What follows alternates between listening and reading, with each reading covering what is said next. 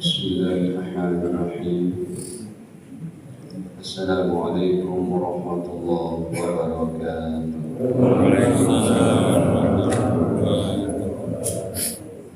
Innal hamdalillah nahmaduhu wa nasta'inuhu wa nastaghfiruh wa na'udzu billahi min shururi anfusina wa sayyiati a'malina. من يهده الله فلا مضل له ومن يضلل فلا هادي له. أشهد أن لا إله إلا الله وحده لا شريك له وأشهد أن محمدا عبده ورسوله لا نبي بعده. اللهم صل وسلم على نبينا محمد وعلى آله وصحبه ومن تبعهم بإحسان إلى يوم القيامة. أما بعد.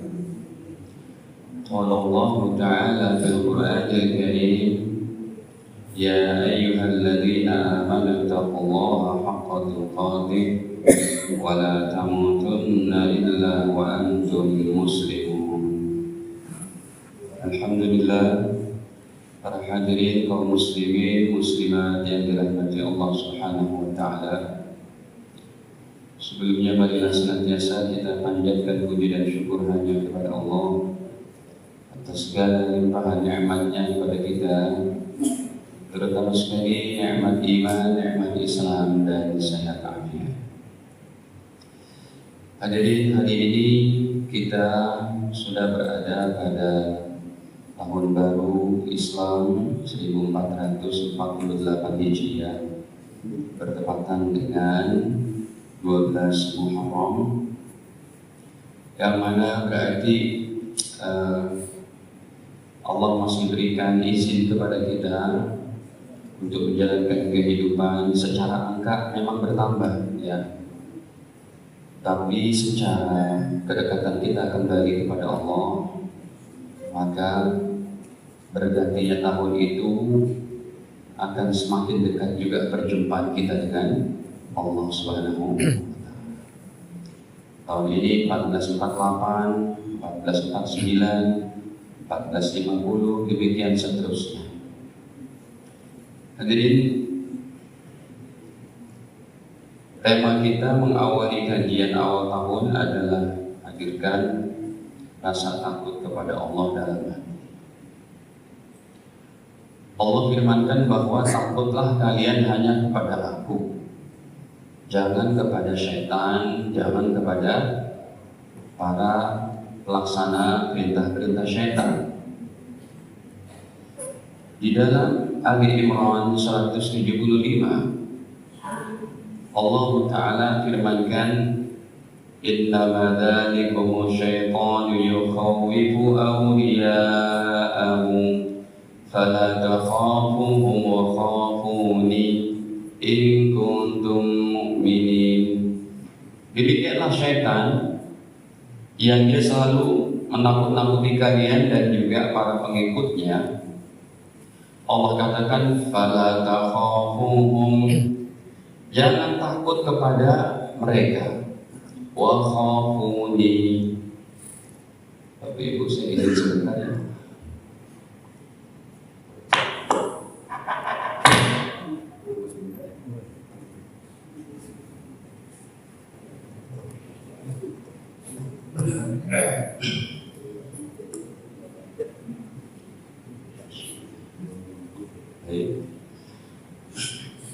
Jadi dalam ayat ini Allah katakan wa khafuni, dan takutlah kalian hanya kepada Aku. Ini nun dengan kasroh yang hanya satu ketukan, satu harokat, tidak boleh baca ni.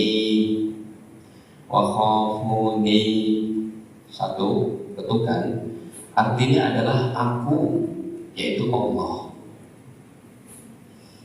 Makanya dalam nahwu grammar bahasa Arabnya itu bahwa hurufnya cuma satu, harokatnya juga kasroh, harokat paling lemah.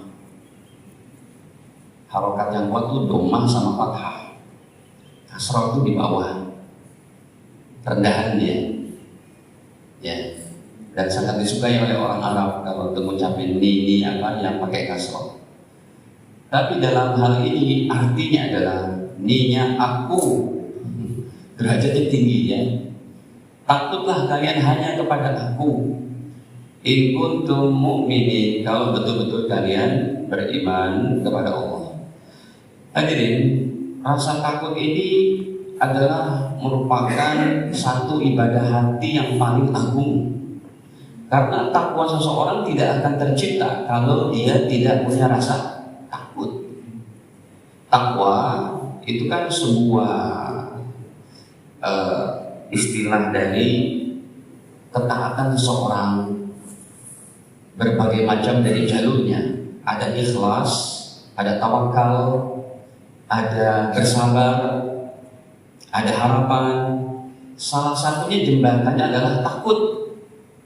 Jadi takwa itu adalah gabungan dari ibadah hati yang rata-rata ini adalah menempati ibadah yang sangat agung, terutama takut kepada Allah Subhanahu wa Ta'ala. Sebab kalau seseorang sudah takut kepada Allah, dia tidak akan menzalimi Allah. Dia tidak akan menzalimi hamba-hamba Allah. Kok bisa Ustaz?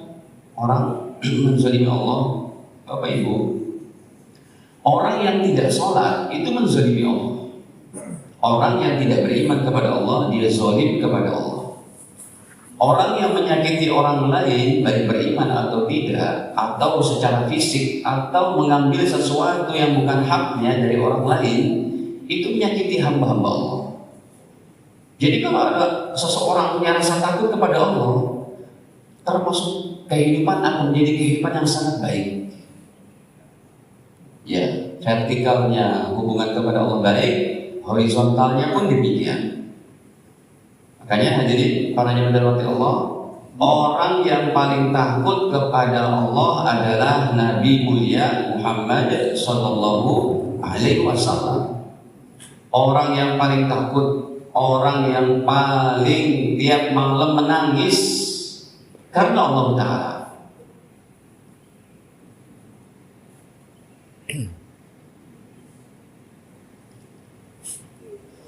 Nabi SAW orang yang paling takut kepada Allah. Nabi orang yang paling lembut hatinya. Di situ pun beliau kami dapati dalam hadis seperti kemarin kita di Raudhah, hadirin, kayak ini mimbarnya Nabi, di sini Raudhah. Itu biasanya Rasul sholat tahajud di situ. Dan kerap sekali ada beberapa orang sahabat, saya dapatkan riwayatnya itu, yang mereka mendapati sholat tahajud Nabi sambil beliau menangis karena Allah. Ya. Ada sahabatnya dari Abdullah bin Mas'ud dalam Sahih Muslim. Ada dari sahabat Huzaifah ibnu Yaman juga dari Sahih Muslim. Ada dari sahabat Anas bin Malik dan Ibnu Abbas dalam Musnad Imam Ahmad. Ada juga daripada Mutarif dari ayahnya. Yang satu lagi dari Abdullah bin Syikhir dalam riwayat Imam Tirmidzi dan Imam Abu Daud. Mereka kerap sekali datang jam 2, jam 3 subuh ke Raudhah. Mereka melihat Rasul dalam keadaan berdiri sholat. Lalu mereka mengikuti sholat Nabi berjamaah. Disitulah Nabi tidak melarangnya untuk sholat berjamaah menjadi dalil kalau sholat tahajud boleh berjamaah. Coba kita lihatkan hadisnya. Ini nama sahabatnya yang saya ambil agak susah nih namanya, Syikhir, Abdullah bin Syikhir. Syekh ketemu kha itu hampir tidak ada lafaznya dalam Al-Quran. Nih, An Abdillah ibnu Syikhir, nama orang Arab terdahulu dari sahabat Abdullah bin Syikhir. Kalau si ketemu kha masih ada. Wasakhkhara lakumul laila wan nahar. Ya, wasakhkhara lakumus syamsa wal qamar wa ataakum min kulli ma sa'altumuh wa in ta'uddu ni'matallahi la tuhsuha. Ada. Tapi kalau syin ketemu kha itu hampir kayaknya juga ada dalam Al-Quran. Ini berat kata-kata ini. Abdullah bin Syikhir radhiyallahu anhu qala, beliau berkata, Ataitu Rasulullah sallallahu alaihi wasallam, aku telah mendatangi Rasulullah sallallahu alaihi wasallam, wa huwa yusalli, beliau dalam keadaan sholat, wa li jawfihi, dan aku dengar di dada beliau aziz ka azizil mirjal, ada suara gemuruh seperti gemuruhnya air mendidih, air yang udah dimasak mendidih, gluk-gluk-gluk. Tangisan Nabi seperti itu tiap malam, Bapak Ibu, dalam tahajudnya. Minal buka, dari tangisan beliau. Tetapi level tangisan Nabi bukan karena beliau berdosa, bukan karena beliau punya kesalahan, tidak. Tapi level tangisan para nabi dan orang-orang soleh terdahulu, level tangisan adalah, ya Allah, bagaimana umatku setelah aku pergi nanti? Apakah mereka beriman? Apakah mereka menjalankan syariat mulia ini? Itu yang menjadi tangisan bagi Nabi SAW. Tangisan supaya umat ini tidak masuk dalam neraka jahanam, yang kata-kata neraka dalam Al-Quran hampir 145 kata. Nar, nar, nar, nar. Dan begitu detail Allah firmankan masalah neraka, terutama bagi orang yang mati kafir, murtad, musyrik, dan munafik. Sebab tidak ada penyebutan dalam Al-Quran masuk neraka gara-gara tahlilan, gara-gara kunut, gara-gara, nggak ada itu, Pak. Dakwah para nabi itu secara basic, secara global, imaniyah. Makanya dalam perbedaan pendapat tidak boleh umat Islam berpecah. Keliru itu kalau menyalahkan dalam perbedaan pendapat. Ya, kayak kemarin saya dengar di YouTube itu lantang banget. Hadis yang menyatakan 10 Muharram, siapa yang memberikan makan pada keluarganya lebih uang belanjanya, Bu, diberi uang belanja lebih nggak, Bu, kemarin sama suami, Bu? Enggak, Ustaz, kata Ustaz itu hadisnya palsu. Siapa bilang? Bahkan saya dapati itu dari ulama kenamaan yang hafal hampir 1 juta hadis. Man wasa'a ala iyadihi fi yaumi Asyura, siapa yang ngasih uang belanja lebih kepada keluarganya pada hari Asyura, wasa'allahu alaihi sa'ir sanatihi, maka sa'ir sanatihi, maka Allah akan luaskan rezekinya sepanjang tahun. Itu ada dalam kitabnya Al-Imam, bahkan Al-Imam Ibnu Hajar Asqalani, hadirin. Memang para ustaz itu harus banyak baca kitab, banyak baca hadis. Toh kalau dia mendapatkan satu kesimpulan, hendaknya dia untuk berhati-hati, dia mengatakan menurut saya seperti ini, tapi kemungkinan masih ada yang mendapatkan hadisnya. Itu lebih arif dan bijak, dengan tidak statement melulu ini salah, ini begini, ini bid'ah. Itu terlalu berani lah, seperti itu hadirin. Para jemaah dirahmati Allah, ya, saya mau kasih tahu kepada Bapak Ibu itu tambahan, mau masih Muharram, tapi udah lewat Pak Ustaz. Ya nggak apa-apa, sebagai ilmu. Sebab ini saya dapati dalam karyanya ulama yang hafal hampir 1 juta hadis, Pak, yang mensyarahkan Sahih Bukhari terbaik. Gitu. Namanya Lisanul Mizan, karya Ibnu Hajar. Beliau punya kitab kenamaan namanya apa? Fathul Bari. Di sini beliau sebutkan bahwa guru-gurunya Imam Ibnu Abdil Bar yang dikatakan sebagai perawi lemah, beliau katakan muwassaqun, kredibel. Berarti hadisnya kalau menurut beliau jangankan palsu, lemah aja enggak, karena muwassaq. Ini sebentar ya, saya tulis rumusnya, itu sudah. Jadi kita masa ya. Sebentar. Nabi SAW bersabda, ya, kata Nabi bahwa man wasa'a ala iyalih, siapa orangnya yang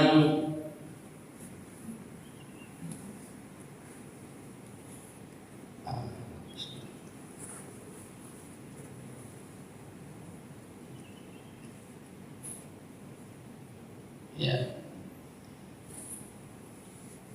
Man wasa'a ala iyali, siapa orangnya yang melebihkan uang belanja pada keluarganya yauma Asyura, pada hari Asyura 10 Muharram. Bapak Ibu, jadi 10 Muharramnya hari apa? Kamis sampai Jumat. Kamis ya. Wasa'allahu alaihi sa'ira sanatih, maka Allah akan mudahkan rezekinya kepala keluarga itu sepanjang tahun, gitu ya. Dan itu hadirin para jemaah dirahmati Allah, maka dalam masalah ini ya, para ulama memang agak berbeda pendapat. Tetapi sekalipun nilainya lemah pun, kata Imam Nawawi, hadis lemah masih bisa dipergunakan selama bukan untuk masalah ghaibiyah, masalah yang akan datang kayak Imam Mahdi Dajjal, masalah hukum halal haram, begitu. Kalau ada yang mau mengamalkan silakan, yang tidak semudah itu loh menghadapi perbedaan pendapat. Ya, semudah itu. Lapang dada dalam keluasan ilmu agama ini. Makanya saya gambarkan tadi, dakwah para nabi dan rasul itu berbicara yang masalah basically. Karena ketika Nabi menangis ini, gambaran di hadapan beliau itu ayat-ayat neraka yang hampir 145 kata tadi. Yang kata sahabat Abdullah, aku dapat di beliau lagi tahajud, di dalam dadanya terdengar suara tangisan daripada tangisan Nabi pada malam hari itu. Bahkan pernah juga Rasulullah berkhutbah, sahabat nangis berjamaah di masjid. Ini hadisnya juga kita buka dalam Sahih Bukhari Muslim. Hadirin, Rasulullah pernah berkhutbah dengan khutbah yang sangat menggelegar, khutbah yang sangat miris untuk kita, maksudnya itu sangat apa ya, sangat dalam risaunya beliau.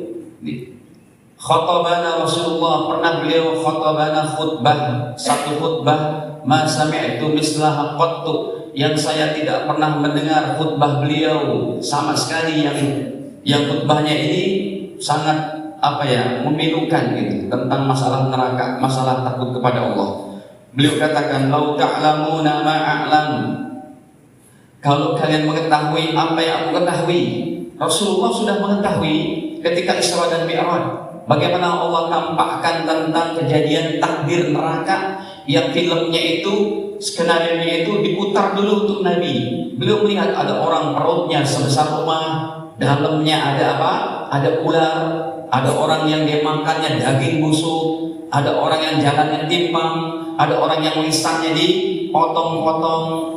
Kata Nabi, kalau kalian mengetahui ma'alam, apa yang aku ketahui, la dhahaitum qalila, pasti kalian akan sedikit tertawa, wala bakaitum katsira, dan kalian akan banyak menangis. Faqatta ashabu Rasulillah SAW, maka para sahabat Nabi menutupkan wajah-wajah mereka, wujuhahum, muka-muka mereka, walahum khanin, dan mereka ada tangisan seperti itu, wajahnya ditutup dengan sorban-sorban mereka gitu, sambil pada menangis, nangis berjamaah di masjid.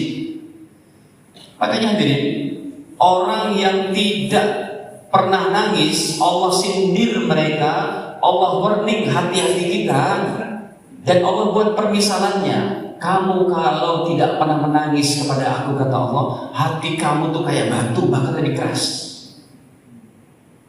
Tapi tangisannya bukan karena, ya Allah, saya habis berantem sama suami, ya Allah. Tangisannya juga bukan karena, ya Allah, pangkat saya turun, ya Allah, ataupun ya Allah, bedak saya hilang. Tangisan itu bukan tangisan yang diminta oleh Allah. Makanya kalau ada orang jadi ahli masjid, ahli pengajian, ada orang jadi ahli ilmu, ahli puasa sunnah, ahli tahajud, ahli baca Quran, tapi tidak pernah menangis, bisa jadi orang ini segera diwafatkan oleh Allah, supaya Allah ganti dengan kaum yang lain yang mereka rajin ibadah dan juga banyak menangis kepada Allah. Hadirin, justru Bapak Ibu yang sudah menjadi ahli masjid, kalau bertambah jumawa akan ibadahnya, saya gaung ahli masjid, itu Allah nggak suka. Justru orang yang sudah jadi ahli masjid, ahli ibadah, ahli pengajian, ahli majelis ilmu, harus lebih banyak menangis kepada Allah. Kenapa? Dikhawatirkan amal-amal yang kita buat tidak diterima. Nih, Allah sindir dan Allah berikan warning kepada kita yang tidak pernah menangis, maka hatimu itu keras. Ada dalam Al-Baqarah, hadirin, pada ayat ke-74. Tsumma qasat qulubukum min ba'di dzalik fahiya kal hijarati aw ashaddu qaswa wa inna minal hijarati lama yatafajjaru minhul anhar summa qasat qulubukum, kemudian hati-hati kalian menjadi keras, min ba'di dzalik, setelah diingatkan, setelah kalian berbuat dosa dan tidak menyesali perbuatan itu, maka kerasnya fahiya kal hijarati, kerasnya itu bisa seperti batu hati kalian, au asyaddu qaswah, bahkan lebih keras dari batu. Hadirin, berapa pekan lalu Bapak Ibu berkurban? Rasulullah SAW biasanya kalau berkurban, yang beliau makan sejak tidak makan habis sholat subuh. Kan kalau kita mau sholat Idul Adha, sunnahnya tidak makan minum. Ya, habis sholat subuh sampai hewan disembelih. Bapak Ibu kemarin makan paginya apa ketika Idul Adha? Nasi uduk lagi. Kalau Nabi pernah dalam hadisnya, hewannya sudah disembelih, ontaknya itu, lalu beliau ambil apanya? Hatinya. Itu hati yang dimakan, dimasak, itu yang pertama kali dibatalkannya puasa Nabi itu. Ya bukan puasa sih, artinya imsaknya itu, tidak makannya itu. Saya mau katakan bahwa hati kita, hati kambing, hati sapi dan hati onta itu teksturnya sama, lembut, lembek. Kalau kita tekan gini pun hancur dia. Ya, kita bisa ketahui dari anatomi tubuh kita ketika dulu kita belajar SD, SMP begitu kan. Itu hati kita dengan hati hewan kurban kemarin sama. Tapi kalau hati kita tidak pernah menangis, Allah perumpamakan hatimu itu lebih keras dari batu. Kenapa? Wa inna minal hijarati, karena sesungguhnya kata Allah ada dari batu, lama yatafajjaru minhul anhar, ada batu Bapak Ibu mengeluarkan air, membentuk sungai-sungai. Air bisa mengeluarkan, batu bisa mengeluarkan air. Wa inna minha lama yashaqqaqu fayakhruju minhul ma, ada juga batu yang pecah dan mengeluarkan air menjadi mata air. Wa inna minha lama yahbitu min khasyatillah, ada juga batu yang Bapak Ibu dia jatuh dari ketinggian gunung, bukan karena apa-apa, bukan karena pergerakan bumi, tapi hakikatnya kata Allah, min khasyatillah, karena takut kepada aku. Batu takut kepada Allah. Hati ini kalau tidak pernah menangis, Allah perumpamakan sebagaimana batu. Hadirin para jemaah yang dirahmati Allah, api neraka itu yang Nabi ketahui dengan hadis-hadisnya. Pak, api yang paling panas di dunia ini berapa ribu derajat? Tahu nggak, Mas Wawan? Anak IPA atau anak IPS? Anak IPA siapa? Pak Timi anak IPA, tapi otomotif gitu bukan? Jadi api yang paling panas di dunia ini berapa derajat Fahrenheit? Katakanlah di Pulau Gadung tuh ada pabrik daur ulang besi tua. Ya, itu bukan cuma 100 derajat Pak, nggak mempan. Itu lebih dari 1000 derajat Fahrenheit Pak. Sehingga besi-besi tua lebur. Dan itu bukan terpanas. Masih ada lagi api yang ada di panasnya lahar-lahar gunung berapi. Masih ada lagi para ilmuwan di barat sana, mereka dengan alat teleskop canggihnya dengan berwarna hitam yang sangat pekat bisa menyenter ke matahari sehingga matahari bisa dilihat dengan mata telanjang tanpa menggunakan teleskop tadi. Dan ketika di zoom, matahari itu kulit-kulitnya adalah merupakan lidah-lidah api. Udah pernah lihat belum? Itu mereka katakan kalau jarak 2 juta kilometer perjalanan saja, tubuh manusia didekatkan ke sana, hangus, masih jarak jutaan kilometer. Itu berarti api yang paling panas di dunia, dan itu adalah satu bagian dari api neraka jahanam. Makanya kalau kita nggak ke Saudi, nggak ke Timur Tengah, nggak pernah ngerti di hadis yang Nabi katakan, kamu tahu tidak, kata Rasul, abridu bis sholat. Kalau sholat duhur itu nunggu dingin dulu. Kemarin kita di Padang Arafah aja Bapak Ibu, aduh, mau berdoa jam 2 siang keluar tenda, itu Masya Allah kayak beratnya bukan main, panasnya bukan main. Ya, padahal udah mendekat ke bulan Mei gitu ya. Insya Allah mungkin 7 tahun 8 tahun ke depan Arafahnya itu dingin, karena hukumnya akan bulan apa? Januari, lama-lama kan maju ke sana. Panas banget. Bahkan hadirin, kalau kita ke toilet aja itu sambil antrinya yang nggak ada penutupnya, Masya Allah, mana kita nggak boleh berkerudung pakai apa? Pakai kain ihram. Api yang ada di dunia ini adalah merupakan sebagian dari min fayhi jahannam, kata Nabi. Ya, makanya kata Rasul SAW, kalau kamu sholat zuhur, maka abridu, buat dia agak sejuk dulu. Terutama di Madinah itu panas, bukan main. Ini hadis Sahih Bukhari. Nabi bersabda, "Idza syaddal har", apabila matahari siang begitu panasnya, fa'abridu anis sholah, maka buat sejuk dulu sampai dia nggak begitu panas. Makanya di Timur Tengah itu ulama-ulama kalau sholat ya biasanya dia tunggu setengah jam dari waktu adzan, atau berapa bisa ada yang 1 jam juga. Kenapa? Fa inna syiddatal har, karena panasnya matahari itu min fayhi jahannam, sebagian dari hembusan api neraka jahanam. Ini Sahih Bukhari. Sedangkan hadis yang lainnya, kalau ini nomornya pada 510. Sekarang kita buka yang 3092. Apa kata baginda Nabi SAW? Kata beliau, narukum, api kalian di dunia ini, juz'un, merupakan satu bagian, juz min sab'ina juz'an, dari 70 bagian, min nari jahannam. Api di dunia itu yang paling panas, merupakan satu bagian daripada api neraka jahanam. Para sahabat berkata, qila ya Rasulullah, wahai baginda Rasul, in kanat lakafiyah, ya Rasul, api dunia ini kita udah gak kuat. Api dunia aja, jangankan api di sinar matahari ataupun di panasnya lahar, api di rumah-rumah aja, di kompor rumah kita, nggak kuat kita. Kalau Nabi bersabda, fudilat alaihin nabi tis'an wa sittina juz'a, api neraka jahanam di akhirat masih ada 69 kali lipatnya. Kulluhunna misla harriha, panasnya berkali-kali lipat daripada api di dunia. Makanya hadirin, ulama berkata bahwa dengan kaitan hadisnya, Allah sudah ciptakan 7 lapis langit, Allah sudah ciptakan 7 lapis bumi.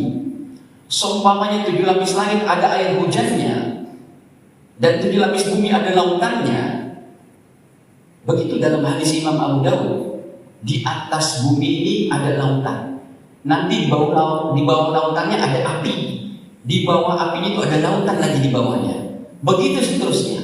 Itu yang kayaknya belum bisa dieksplor gitu, belum bisa dibuktikan dengan sains dan teknologi. Kita cuma bisa ngerti dari hadisnya aja dan meyakini sabda Nabi selama di hadis yang sahih. Hadirin, api neraka jahanam yang begitu panas, apabila 7 lapis langit, kita meyakini 7 lapis langit dari Al-Quran. Walladzi khalaqa sab'a samawat, Allah sudah ciptakan 7 lapis langit. Seumpamanya 7 lapis langit punya air hujan, 7 lapis bumi punya air lautan, semuanya ditumpahkan untuk memadamkan api neraka jahanam, tidak bisa padam. Tetapi dengan rahim-rahmannya Allah kepada kita, api neraka jahanam bisa terpadamkan hanya dengan setetes air mata yang terkeluar dari kelopak mata seorang hamba yang nangis takut karena dalam hak diri seorang itu, api neraka jahanam bisa padam hanya dengan setetes air mata yang terkeluar. Ini coba kita lihatkan hadisnya. Nabi bersabda selanjutnya,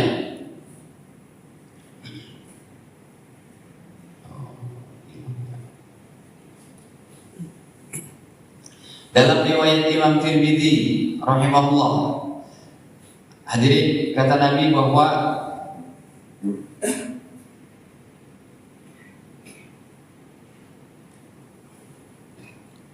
tadi sudah saya tulis hilang. Astagfirullah. Dari sahabatnya yaitu Abdullah bin Sikhir radhiyallahu anhu. Abdullah bin Sikhir dari Abu Hurairah. Riwayatnya daripada Imam Tirmidzi. Kaitannya dengan ini Nabi bersabda bahwa la yalijun nar, tidak akan masuk neraka. Siapa? Seseorang, kata Nabi, yang dia nangis dan takut karena Allah Ta'ala. Dan di sini Rasulullah SAW membuat perumpamaannya, hadirin. Ya, maaf ya, hilang kitabnya, saya buka kitab baru saja. Jadi kata Nabi, api neraka yang begitu panasnya, dia tidak akan padam dengan ditumpahkan air dari air hujan dari 7 lapis langit serta 7 lapis bumi dari air lautannya, tetapi orang yang menangis karena Allah 1 tetes air mata cukup, hadirin. Ini dia hadisnya. Ini kalau hilang-hilangan Nabi bersabda dari sahabatnya itu Abu Hurairah radhiyallahu anhu, qala Rasulullah sallallahu alaihi wasallam, baginda bersabda, la yalijun nar, tidak akan masuk neraka. Siapa? Rajulun, seseorang, baka min khasyatillah, yang dia menangis takut karena Allah. Allah membuat perumpamaan, Bapak Ibu. Rasulullah juga membuat perumpamaan. Mustahilnya orang Islam yang nangis kepada Allah karena takut, mustahilnya masuk neraka, seperti mustahilnya hatta ya'udal laban fid dar'i, seperti mustahilnya kembalinya air susu yang baru diperah dari kantong susu sapi ataupun susu kambing. Ya, kantong susu sapi diperah, bisa nggak susunya kembali ke itunya, kantong susunya? Mustahil. Seperti itulah mustahilnya orang beriman yang menangis takut karena Allah masuk ke neraka jahanam. Tadi Allah membuat perumpamaan dalam Al-Quran, yaitu tentang hati yang tidak pernah menangis seperti batu. Sekarang Nabi juga, umat Islam yang dia menangis takut karena Allah mustahil masuk neraka, seperti mustahilnya air susu kembali ke kantong susunya. Para jemaah, ada nih, saya lagi lihat handphone begitu kan, atau mau upload satu konten ringan, tiba-tiba FYP itu di layar handphone kita, dan saya lupa akunnya itu. Apa yang dia katakan? Kontennya begini, ada anak muda pakai Harley Davidson, di belakangnya perempuannya cuma pakai celana pendek, pakai tank top kayak gitu. Kemudian tatonya begitu banyak si anak muda ini. Tangan kirinya ada whisky, memang keras. Motornya Harley itu di standar begitu aja. Apa yang dikelakarkan di situ, Bapak Ibu? Ini penyesatan secara masif banget, mempropagandakan keyakinan mereka. Yang saya perhatikan di lehernya itu ada kalung besar. Kalungnya bertanda begini. Berarti agamanya apa? Agama tetangga sebelah. Hadirin, apa yang dikatakan di konten itu? Gue hidup senang, gue hidup bebas. Apa yang gue mauin gue dapat, dan gue mati masuk surga. Semurah itu kan masuk surga. Allah sudah bantah dengan perumpamaan juga. Orang seperti ini 1400 tahun yang lalu Allah bantah. Orang kayak begini masuk surga, seperti mustahilnya tidak bakal masuk surga, seperti mustahilnya seekor onta masuk ke lubang jarum. Allah sudah jawab 1400 tahun yang lalu. Ini coba kita lihat. Hadirin, di dalam surat Al-A'raf pada ayat ke-40-nya, innal ladzina kadzdzabu bi ayatina Sesungguhnya orang-orang yang mendustakan ayat-ayat kami. Bapak Ibu tahu tidak siapa yang mendustakan ayat-ayat kami? Orang yang udah dengar nama Islam tapi tidak beriman. Orang yang melihat ada masjid tapi tidak beriman. Orang yang melihat ada pengajian, ada syiar Islam, ada berkurban, ada haji, dan mereka mengetahui itu, sudah mengenal nama Islam tapi tidak beriman. Ini ayat untuk mereka. Makanya salafus saleh terdahulu Bapak Ibu, kalau mereka ketemu sama non-muslim, mereka senantiasa untuk berbaik hati dan juga menampakkan akhlak terbaiknya supaya terkesan dan mereka mau bersyahadat. Karena risau mereka begitu. Ini orang-orang yang tidak beriman kepada Allah, kalau mati aja nggak berlaku tuh agama-agama bagi mereka. Yang berlaku cuma man rabbuka, wa man nabiyyuka, wa ma kitabuka, wa ma dinuka. Itu yang berlaku. Nggak berlaku di agama-agama yang lain. Batil semuanya, dan neraka itu hak mereka. Itu yang dirisaukan, ditangiskan oleh Nabi, oleh para sahabat, oleh orang-orang soleh terdahulu lagi. Jadi orang yang tidak mendapat siksaan di akhirat adalah seperti orang yang berada di pedalaman hutan Afrika, berada di pedalaman hutan Papua, sampai matinya mereka tidak pernah dengar nama Islam, tidak pernah dengar nama Muhammad, nama Allah, nama Al-Quran. Itu mereka di akhirat tidak akan disiksa oleh Allah. Tapi yang di sekeliling kita ini, makanya Bapak Ibu berani gak sama tetangga sebelah bilang, Pak masuk Islam yuk, berani. Paling gak ditegur tuh sebulanan. Hadirin, saya melihat jamaah tabligh. Jamaah tabligh suka kesini 3 hari. Itu orang-orang yang Masya Allah Pak, dengan duit sendiri ke kampung-kampung ngajak orang sholat. Hadirin, ya saya kurang setuju dengan musiknya Ustaz Dery Sulaiman, ya, musiknya kurang setuju.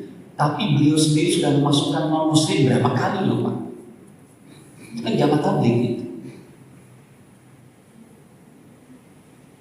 Beliau itu melodinya dari gitarisnya Bad Trader. Tahu sendiri Bad Trader, tahu nggak Mas Rahmat? Mas Rahmat nggak ada? Oh ada. Itu musik cadas, musik keras gitu ya, metal atau semacam rock gitu. Dan dia berapa kali memasukkan orang Islam ya. Orang-orang yang keliling-keliling dari satu gang ke gang, dari satu rumah ke rumah, untuk ngajak langsung, ayo. Dan sudah ada dari mereka yang langsung mengajak pada non-muslim, masuk Islam yuk. Tapi nggak langsung begitu, ya diajak makan mie ayam dulu gitu ya, diajak makan ini di ikram dulu, ya diambil dulu hatinya, masuk Islam. Saya pun menganggap mereka ini Masya Allah. Tapi ya Ustaz, tapi mereka kadang tinggalkan anak istri, yaitu memang harus juga diperhatikan, jangan sampai buat fitnah begitu. Harus diperhatikan juga bagaimana nafkahnya. Saya rasa sih ketua petinggi-petinggi mereka itu mengerti masalah itu, pasti ada tafakkur, ada ininya, ada cara mainnya, nggak sembarangan untuk ada level-levelnya untuk berangkat. Jadi tujuan mereka bukan berdakwah seperti apa. Bahkan dalam kitabnya Syekh Ilyas itu, dalam Malfudhotnya, di situ tertuliskan, saya berharap ke depannya jamaah yang dia keliling-keliling mengajak orang ibadah, setiap satu jamaahnya ada ulama dan ada penghafal Quran, sehingga jamaah ini bukan orang-orang bodoh semua begitu. Risaunya seperti itu.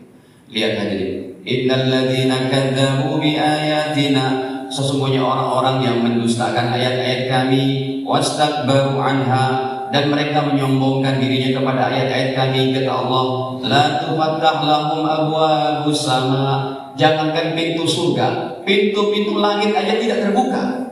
Surga itu berada di atas langit ke-7. Kalau pintu langit aja nggak terbuka, bagaimana pintu surga mau terbuka?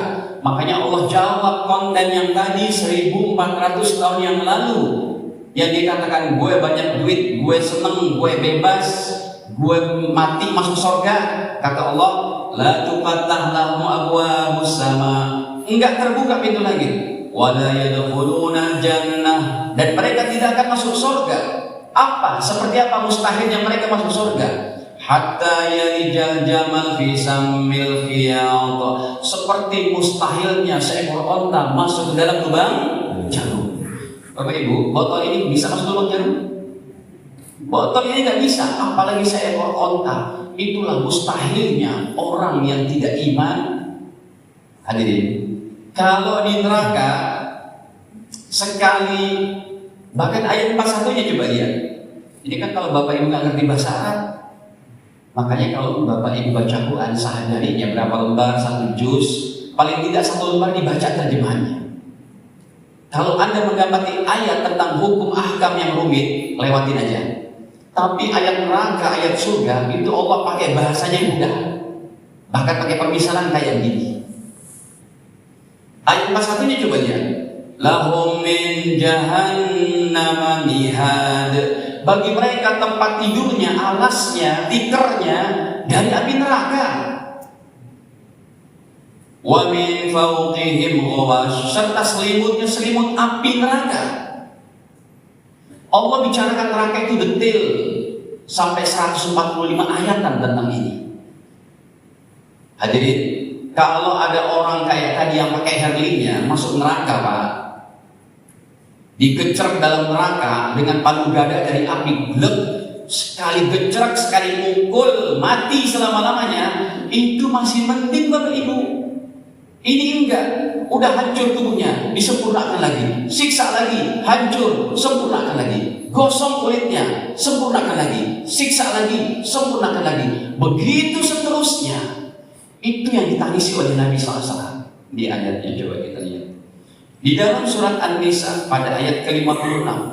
Innal ladzina kafaru, sesungguhnya orang-orang kafir, bi ayatina, akan ayat-ayat kami, saufa nuslihim naro, kami akan masukkan mereka ke dalam neraka.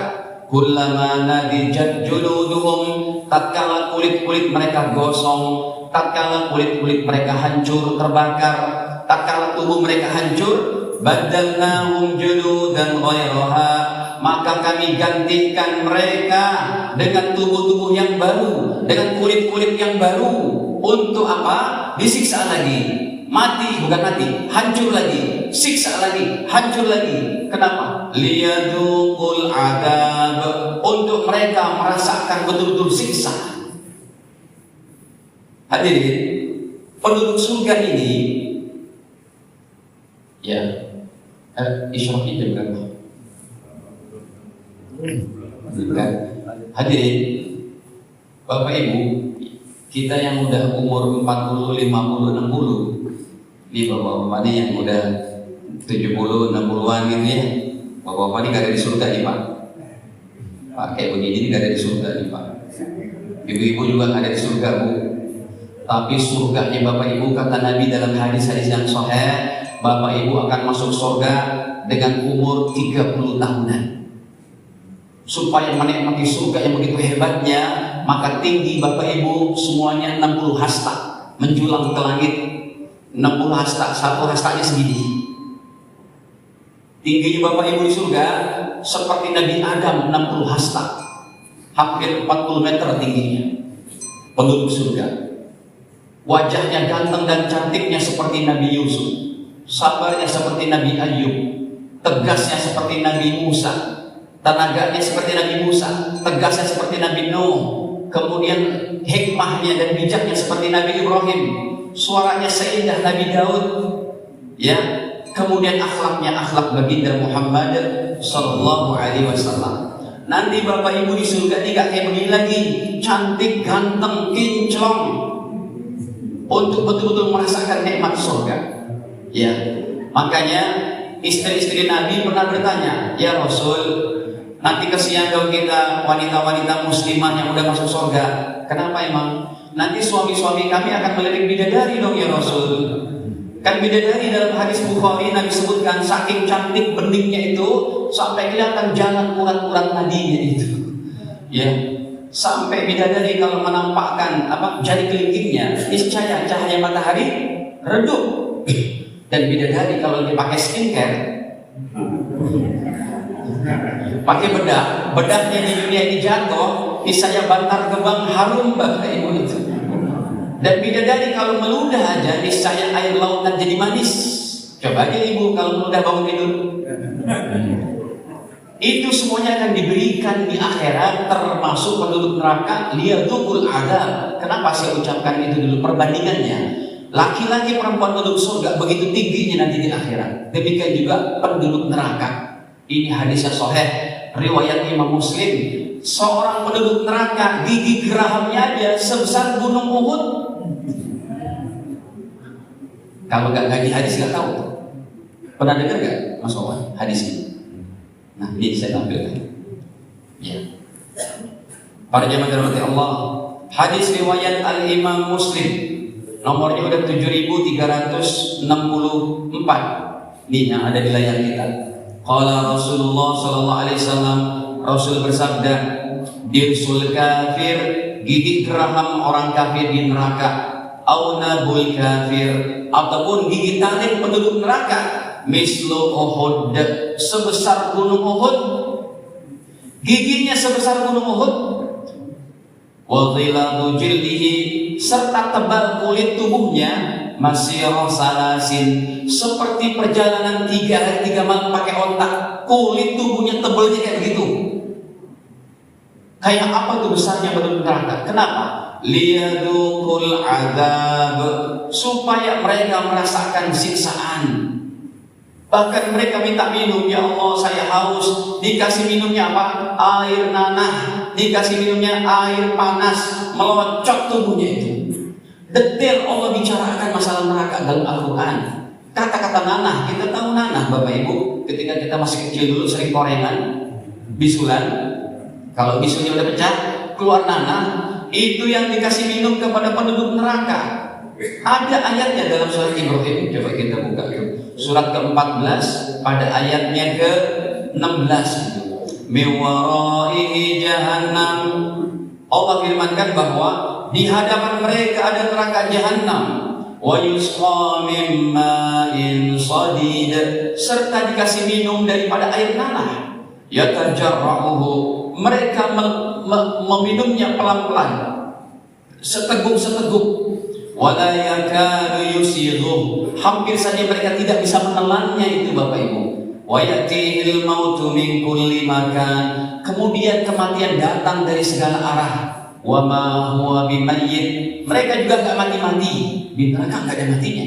Wa min waraihi 'adzabun ghadir, serta mereka di hadapannya masih ada siksa yang begitu berat. Mereka minta makan, dikasih minum, dikasih makanannya apa? Inna syajarataz zaqum, makanannya adalah buah zakum. Ta'amul atim, makanan bagi para pendosa di neraka. Yaghli fil butun, kalimuhli yaghli fil butun, panasnya itu seperti tembaga panas di dalam perut, bergolak seperti itu, melocot tubuhnya. Para yang dirahmati Allah, ini yang nantinya Nabi merasa takut kalau ada satu orang pun yang masuk neraka. Kita memahami begini Bapak Ibu, umat Nabi itu bukannya beragama Islam aja. Semua seluruh dunia ini adalah umat Nabi Muhammad, cuma mereka belum beriman. Para yang dirahmati Allah, oleh karena itu terakhir, untuk bagaimana kita agar rasa takut kepada Allah, pertama, jalankan perintah Allah dalam setiap waktunya. Yang kedua, jauhkan larangan-larangannya. Yang ketiga, banyak membaca ayat-ayat dan hadis-hadis tentang kalau kamu buat begini apa, kalau seperti ini apa resikonya di akhirat. Yang keempat, banyak membaca kisah salafus saleh, orang terdahulu yang banyak menangis. Yang kelima, senantiasa berdoa, ya Allah, jauhkan kami daripada api neraka, dan juga sisakan doa Bapak Ibu untuk orang lain. Ya Allah, selamatkan umat seluruhnya yang sudah beriman, Engkau kekalkan imannya, mati dalam la ilaha illallah. Yang belum beriman, Engkau kasih hidayah kepada mereka, supaya kita semuanya selamat dunia akhirat menghadap Allah Ta'ala. Kalau Bapak Ibu terakhir doanya udah kayak begitu, nomor 6, maka Anda sudah memiliki satu risau, satu doa yang paling the highest-nya itu, yaitu doa para Nabi dan Rasul. Karena para Nabi dan Rasul doanya tidak pernah untuk diri sendiri, doanya selalu untuk bagaimana keselamatan umat sejagat ini. Demikian, semoga Allah Ta'ala berikan kepada kita kebaikan-kebaikan ini. Amin. Cukup ya, sudah terlampau jauh. Ini saja, dan Bapak Ibu sekalian, kita berdoa sejenak karena saya baru pulang haji. Saya juga berharap amin ya Bapak Ibu ya, diijabah oleh Allah SWT, yang mana kita lebih daripada 40 orang ini. Semoga salah satu doa kita diijabah oleh Allah. Bismillahirrahmanirrahim. Alhamdulillahirabbil alamin, hamdan na'ibin, hamdan syakirin, hamdan yu'affi ni'amahu wa yukafi'u mazidah. Ya Rabbana lakal hamdu kama yanbaghi li jalali wajhikal karim wa 'azimi sultanik. Allahumma shalli ala Muhammad wa ala ali Muhammad. Allahumma ighfir lana wa liwalidina warhamhum kama rabbayana shaghira. Li jami'il muslimin wal muslimat al ahya'i minhum wal amwat. Allahumma ij'al hajjana hajjan mabrura wa sa'yana sa'yan mashkura wa dhanbana dhanban maghfura wa tijaratana tijaratan lan tabura. Ya Allah, ampuni segala kesalahan kami, yang besar, yang kecil, yang siang, yang malam, yang sengaja ataupun tidak. Demikian juga ampuni dosa Bapak Ibu kami, baik yang masih hidup sudah meninggal. Ya Allah, berikanlah kepada mereka kebaikan-Mu. Ya Allah, sayangi mereka sebagaimana mereka menyayangi kami sejak kecil. Jadikanlah keluarga kami jadi keluarga sakinah mawaddah warahmah. Jadikanlah anak-anak kami ya Allah menjadi anak-anak yang saleh-salehah. Jadikanlah ya Allah negeri kami menjadi negeri yang baldatun thayyibatun wa rabbun ghafur. Engkau jaga ulama-ulamanya, Engkau jaga rakyatnya, Engkau berikan ya Allah kebaikan, Engkau berikan sifat jujur, amanah, dan kebaikan kepada para penyelenggara pemerintahnya.